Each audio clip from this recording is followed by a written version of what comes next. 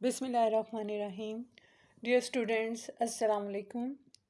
This is biology class for grade 10 and here I am Ms. Zabunisa, your biology teacher. I hope you all are fine and doing good and doing your studies and you are not wasting time. Students, we have started chapter number 12 that was coordination and control. What is coordination?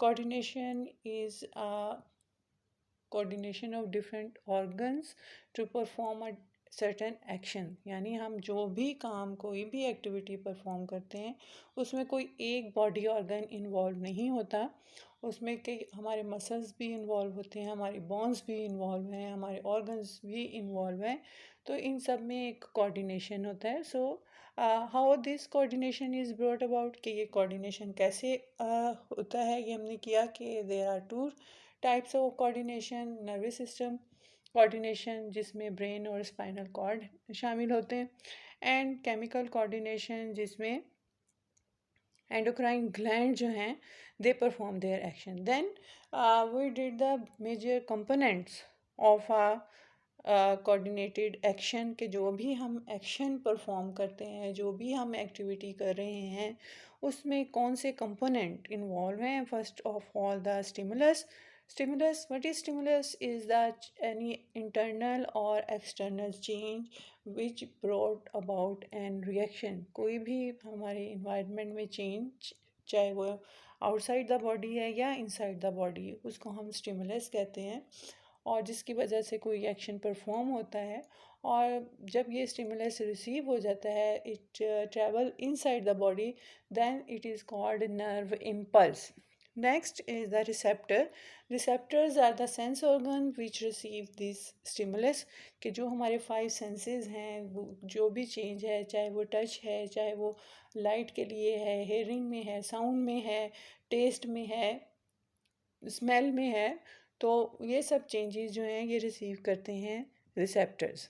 Then now the stimulus has been change into nerve impulse.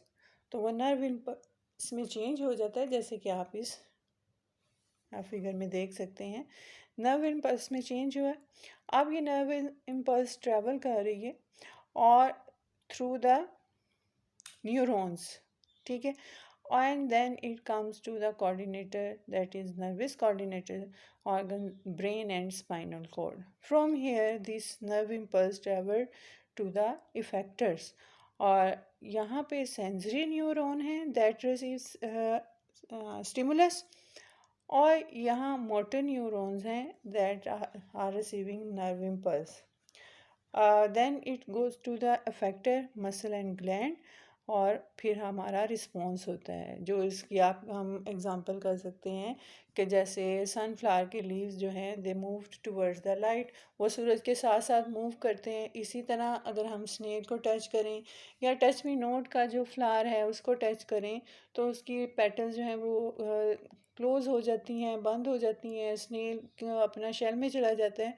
ये सब response हैं touch के लिए, और touch किया और वो अपने अंदर हो गए, तो ये रिस्पॉन्स होता है जो वो रिसेप्टर या स्टिमुलस के रिसीव करने के बाद करते हैं. So today we are going to make a difference, कि डिफरेंस क्या है कोऑर्डिनेटर सिस्टम जो नर्वस सिस्टम है जिसमें ब्रेन और स्पाइनल कॉर्ड है, और एंडोक्राइन ग्लैंड. व्हाट आर, अब एक पाथवे तो मैंने आपको बता दिया, जो coordination that is brought about by the nervous system. अब कोऑर्डिनेटर जिसमें एंडोक्राइन ग्लैंड क्या होंगे, बॉडी पार्ट्स वही हैं, रिसेप्टर वही रहेंगे, but what happen, they are secreted in the blood. ये केमिकल कोऑर्डिनेशन है that is created by the endocrine glands. और जब वो कोई स्टिमुलस रिसीव करते हैं तो दे सिक्रीट हार्मोन्स. हार्मोन्स क्या हैं, ये ऐसे सब्सटेंसेस हैं दैट परफॉर्म अ एक्शन, और they are release in blood, ठीक है. और ये हार्मोन्स एक्टिवेट करते हैं, फिर केमिकल रिलीज़ होते हैं. ये केमिकल जो हैं एंडोक्राइन ग्लैंड रिसीव करते हैं, और एज अ रिस्पॉन्स ये हार्मोन प्रोड्यूस होते हैं. और हार्मोन जो हैं इफ़ेक्टर्स पे करते हैं, और केमिकल कोऑर्डिनेशन में जो है इफ़ेक्टर क्या हैं, बोन्स हैं, लीवर है, और इसी तरह ये केमिकल कोऑर्डिनेशन कहलाती है। अब एक मेजर डिफरेंस तो ये हो गया कि इसमें नर्व इम्पल्स है और इसमें केमिकल्स होते हैं, ठीक है।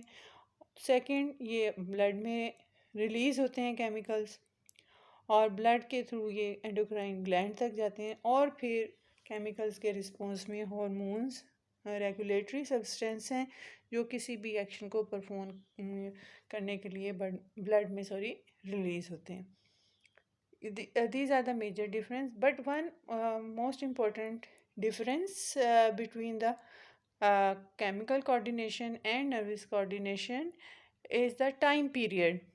जो coordination है through nervous system, that is quick but last for some time, कि वो एक तो response उसका quick होता है, लेकिन वो क्या होता है कि थोड़े से टाइम पीरियड के लिए होती है। जैसे फॉर एग्ज़ाम्पल मैं गर्म चीज़ को हाथ लगाती हूँ, फ़ौरन वापस कर लेती हूँ, तो मेरा रिस्पॉन्स हो गया और जो है ख़त्म। इसी तरह हमारा अगर पत्थर पे पाँव आ जाए, नुकीले पत्थर पे हम अपना पाँव पूरा ऊपर उठा लेंगे, तो ये सडन एक तो अचानक होता है, और दूसरा कि ये थोड़े से टाइम पीरियड के लिए होता है। लेकिन केमिकल कोऑर्डिनेशन, क्योंकि इसमें केमिकल रिलीज़ होते हैं, वो ब्लड में शामिल रहते हैं। So while chemical coordination produce slow but long living response, इसका रिस्पॉन्स जो है काफ़ी देर तक रहता है। So this is the major differences between the nervous coordination and chemical coordination. That's all for today. Make focus on the diagram. Try to explain your point with the help of diagram. That's all for today. Have a nice day. Always keep smiling. Allah Hafiz.